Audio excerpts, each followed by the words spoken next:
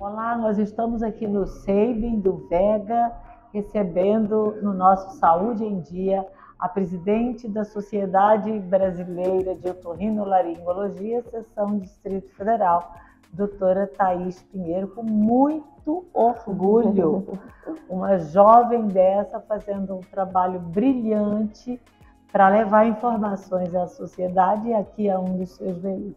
Obrigada, Thaís, pela sua presença. Obrigada, Mônica. Obrigada pela essa oportunidade da gente estar aqui conversando sobre esses temas da otorrino. Thaís, a otorrino vai de 8 a 800, né? Do zero, né? Do 0 a 800, porque ouvido, laringe, garganta, nariz, etc.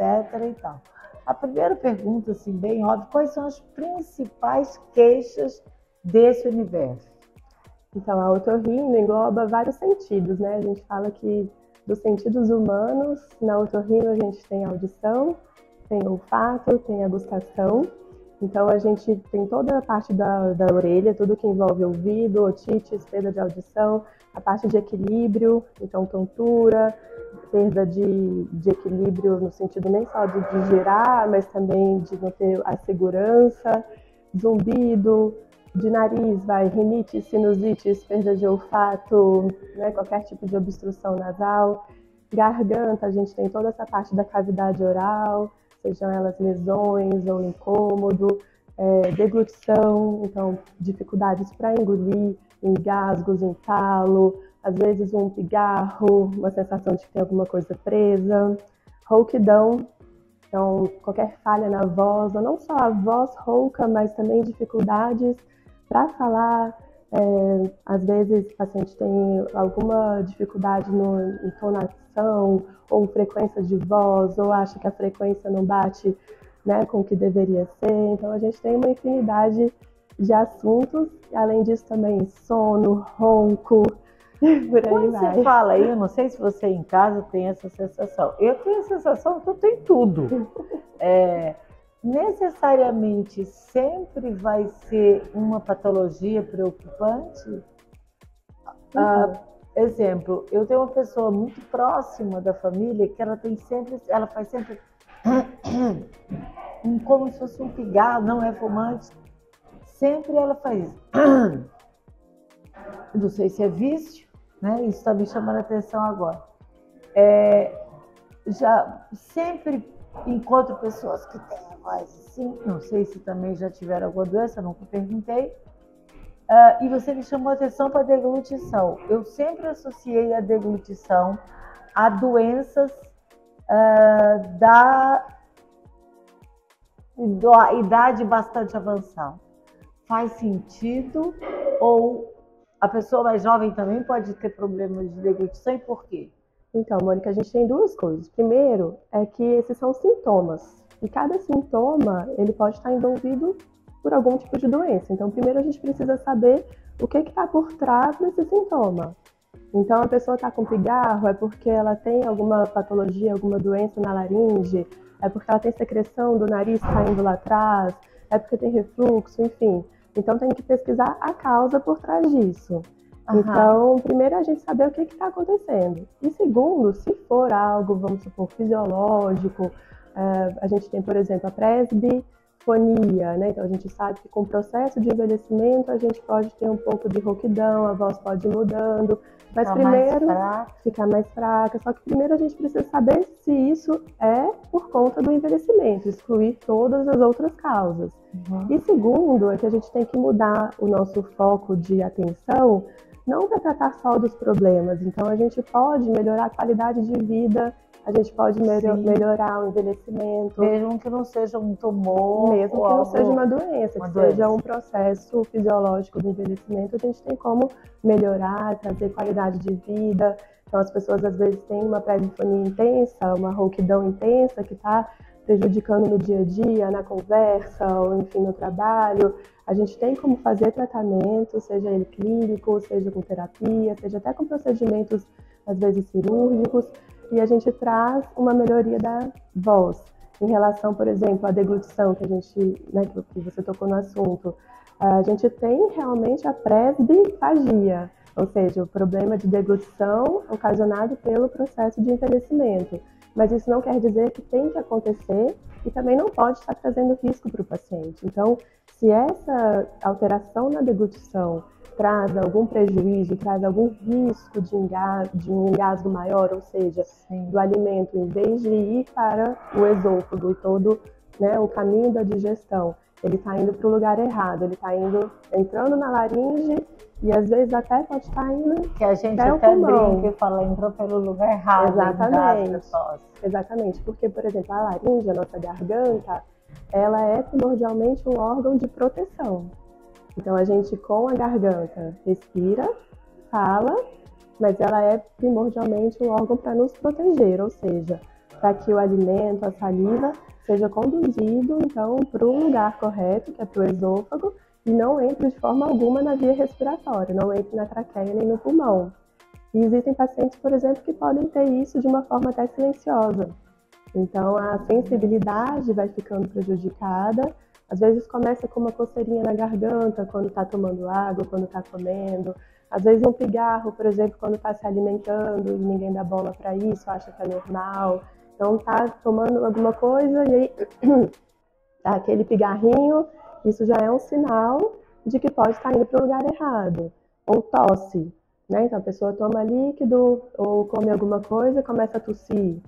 Ou às vezes fica com uma alteração na voz. A pessoa também toma, por exemplo, um copo de água. Nossa. E a voz fica um pouquinho rouca. Eu me lembrei de um monte de Exato. gente que é normal. Exato. Uma situação que eu tenho presenciado, pode até ser coincidentemente, umas 3 ou 4 pessoas na última semana eu vi, todas se queixam de um problema no ouvido. Na minha academia tem problema seríssimo, desesperador, de um zumbido. Ele diz que quase fica louco assim. E um amigo meu trabalhando lá em casa, eu abri a torneira, ele falou, toda vez que abre água, a água amplifica no meu ouvido. Eu falei, sim, mas se eu bater na panela, não, é a água. É um alerta para a audição? Também é um sintoma. Então, assim, tem que também procurar um auxílio médico para investigar o que está por trás disso. Então, o zumbido, né, como a gente conversou sobre tosse, sobre outra coisa, ele é um sintoma. O que está por trás desse zumbido? Nada de colocar álcool, porque o pessoal tem essa mania, né? Não. Coloca álcool e sai alguma coisa. A gente, na verdade, não deve introduzir nada no ouvido. Nem cotonete. Nem hastes flexíveis de algodão. Como é que muito menos outras coisas. Minha grande questão é essa. Então, assim, só limpa por fora? Só por fora. O ouvido ele é autolimpante. A gente tem uma produção ali de cera e ela vai saindo, tá? E a gente limpa só por fora. Então, o que a gente deve fazer é secar até onde o dedo alcança, sem produzir absolutamente nada. Quando a gente introduz, além da gente dificultar esse processo da saída da cera, pode machucar, isso, a gente acaba empurrando, pode machucar o ouvido e ainda tem risco de perfuração. E isso realmente acontece. A gente de vez em quando pega paciente que manipulou ali que acabou perfurando o tímpano. Você disse no começo umas 2 vezes que fatores como obesidade, acho que cigarro, quer dizer, até na questão do otorrino, da especialidade, a obesidade afeta também. Então, a obesidade acaba afetando. A obesidade hoje em dia é considerada uma doença, né? Então, assim como a gente tem tratamento para diabetes, tratamento para pressão alta, o sobrepeso também por alterações metabólicas no corpo todo, ele leva a uma série de doenças, né? E na área da otorrino, o que chama mais atenção na obesidade, acho que seria na parte de ronco e apneia do sono. Que é perigoso. Que é perigoso. E às vezes acontece também de uma forma que a pessoa vai levando, às vezes tem uma sonolência durante o dia, acorda com sono, acorda com dor de cabeça, mas acha que isso é normal, acha que é estresse. E na verdade, por trás disso, tem uma noite de sono de extrema, né, qualidade ruim, com apneia do sono, às vezes com queda de saturação de oxigênio, levando todas as alterações. Porque também engorda, tudo engorda. A gente pode ter, exatamente, pode ter um acúmulo de tecido adiposo, né, de gordura, inclusive na região ali perto da garganta. Então, tudo isso aumenta a chance de ter ronco e apneia, e para quem já tem, isso pode piorar. Gente, Os sinais são, como o nome diz, são um alerta para você procurar um especialista. E o especialista que seja da sociedade da área, né? Porque garante a você que ele tem o título de especialista. Isso, né? a gente tem. Na otorrino a gente tem né, todo por trás esse trabalho de tanto do ensino quanto também do acompanhamento, né? E isso é importante para o paciente, né? Sim.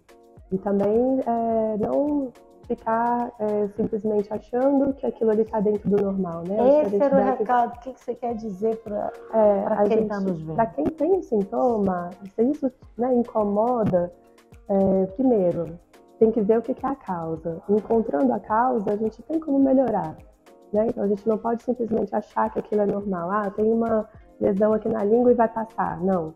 Tá? Então, a gente tem mais ou menos ali aquelas 2 semanas que aquilo tem que passar, né? Então, se o sintoma está com mais de 2 semanas, seja ele rouquidão, seja uma lesão na língua, na boca, né, uma questão de audição, não tem nem que esperar 2 semanas. Então, a pessoa sentiu que a audição piorou, sentiu que está com o ouvido tampado, tem que imediatamente procurar um auxílio, porque a precocidade no tratamento leva também a uma maior chance de cura.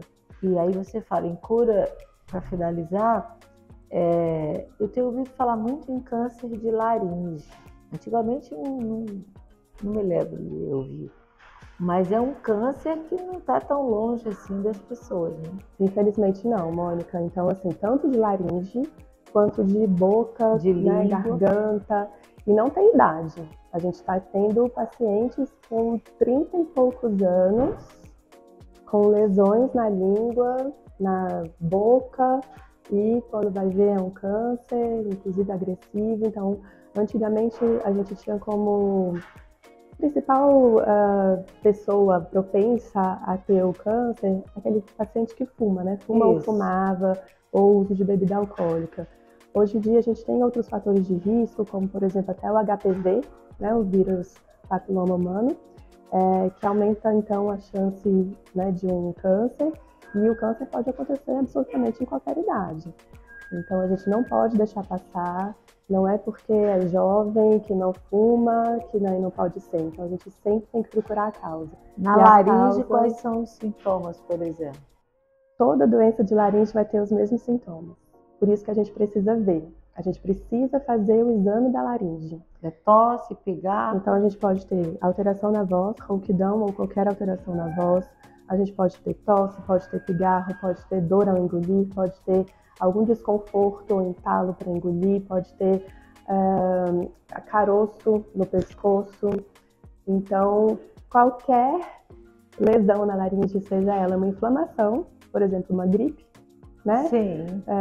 Vai levar aos mesmos sintomas. Então, o que a gente diferencia? Passou de 2 semanas, tem que fazer a videolaringoscopia, tem que fazer o exame da laringe, que é com uma câmera, a gente introduz, né, uma câmera ali pela boca, não dói, é um exame super rápido, feito no consultório médico, e a gente consegue visualizar todas as estruturas e saber a causa daquele sintoma. E aquela pessoa que deixou de fumar há 5 anos, né, ela ainda continua sob o fator de risco? Sim, sempre. E como eu falei, não só hoje em dia o cigarro, né, está como um prevalente, ainda continua sendo o principal fator de risco. Mas tem outros. Mas existem outras causas. Então a gente sempre precisa investigar e precisa tratar o mais precocemente possível. Gente, não achar que é normal. A gente não pode acostumar. Eu respiro mal toda a vida, eu sou rouca a vida toda. Não. Não é porque é assim que a gente precisa continuar. A gente precisa melhorar a qualidade de vida, a gente precisa entender o que acontece no nosso corpo, né, e cuidar. Gente, muito, muito importante. Thaisa, eu adorei. Muito obrigada por as informações. E a gente está aqui, tentando que a saúde fique em dia. Muito obrigada.